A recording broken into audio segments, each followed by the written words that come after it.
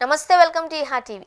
తెలుగుదేశం పార్టీకి ఒక పండుగగా మహానాడును నిర్వహిస్తారు. ఈసారి కడపలో అలాగే నిర్వహించారు. మహానాడు మీద ఈసారి నారా లోకేష్ ముద్ర అధికంగా పడింది. గతానికి ఇప్పటికీ భిన్నం ఏంటి అంటే చంద్రబాబు కంటే ఎక్కువగా ఫోకస్ లోకేష్ మీద ఉండడం. అంతేకాదు ఈసారి 6 శాసనాలు పేరుతో లోకేష్ ప్రతిపాదించిన అంశాల మీద చర్చ సాగింది. మరోవైపు చూస్తే ప్రతిసారి ఒక తీర్మానానికి ముందు వెనుక చంద్రబాబు సుదీర్ఘంగా ప్రసంగించేవారు. అలాగే నాయకులు కూడా కొంచెం ఎక్కువ సమయం తీసుకునేవారు. దాంతో అనుకున్న దానికంటే ఎక్కువ సమయం అయ్యేది. కానీ ఈసారి మాత్రం అనుకున్న సమయానికే సభను ముగించారు. సుదీర్ఘమైన ఉపన్యాసాలు లేవు. అంతా టైం చూసుకుని మరి అర్థవంతమైన నాణ్యమైన ప్రసంగాలు చేశారు. ఒక విధంగా అంతా ఒక సిస్టమేటిక్ గా జరిగిపోయింది. దాంతో లోకేష్ మార్క్ ఈసారి మహానాడు మీద స్పష్టంగా ఉంది అని అంతా అంటున్నారు. ఇంకో విషయం ఏంటి అంటే ఈసారి మహానాడు పూర్తి స్థాయి ఆత్మవిశ్వాసంతో ధీమాతో సాగింది.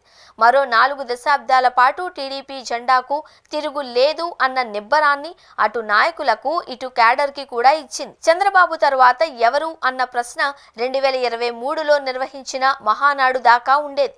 కానీ ఈసారి మహానాడుకి మాత్రం అది ఏమాత్రం కనిపించలేదు. నారా లోకేష్ భవిష్యత్తు నాయకుడిగా ఎదగడమే అందుకు కారణమని అంటున్నారు. ఇక నాయకులంతా లోకేష్ కు ప్రమోషన్ ఇవ్వాలి అని కోరడం జరిగింది.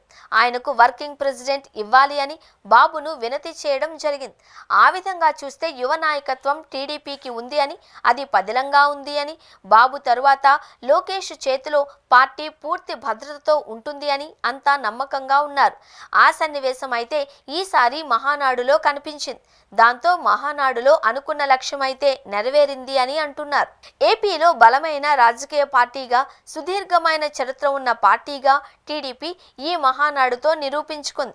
ఇక క్యాడర్కు ప్రాధాన్యత అని చెప్పడం, వారినే అధినాయకత్వంగా గుర్తిస్తాము అని చంద్రబాబు, లోకేష్ గట్టి భరోసా ఇవ్వడంతో క్యాడర్లో ఫుల్ జోష్ కనిపించింది.